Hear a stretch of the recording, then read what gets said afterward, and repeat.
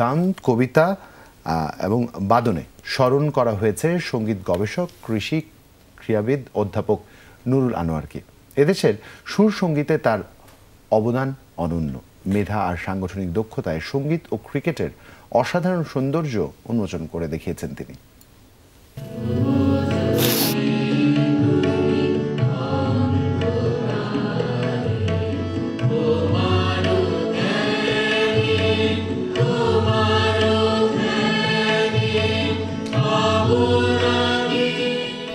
গান, কবিতা ও বদনে স্মরণ করা হয়েছে সঙ্গীত গবেষক, কৃষি ক্রীড়াবিদ অধ্যাপক নুরুল আনোয়ারকে। স্মরণ অনুষ্ঠানে বিশিষ্টজনরা বলছেন, এদেশের সুর সঙ্গীতে তার অবদান অনন্য।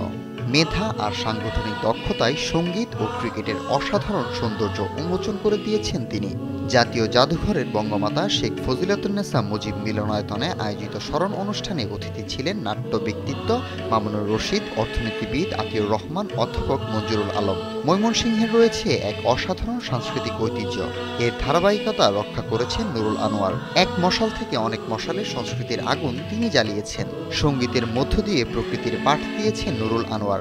সাংস্কৃতিক চর্চা কেন্দ্র ছায়ানটের অন্যতম প্রতিষ্ঠাতা সদস্য ওয়াহিদুল হক ও নুরুল আনোয়ার মানুষ গড়ার চেষ্টা করেছেন। বাঙালি সংস্কৃতি চর্চায় অন্যতম পথিকৃতির ভূমিকা রাখা সংগঠন ছায়ানটের অন্যতম প্রতিষ্ঠাতা অধ্যাপক নুরুল আনোয়ারের জন্ম 1944 সালের 1 এপ্রিল। গত বছরের 4 অক্টোবর তিনি প্রয়াত হয়েছেন।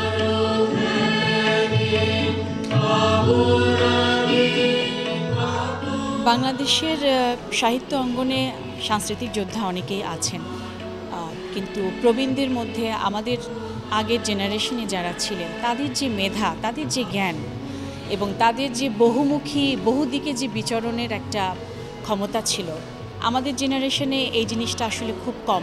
আমরা সবসময় একটা পথে হাঁটার চেষ্টা করি, কিন্তু আসলে মানুষ চাইলে সফলভাবে এক জীবনে অনেক কিছুই করতে পারে।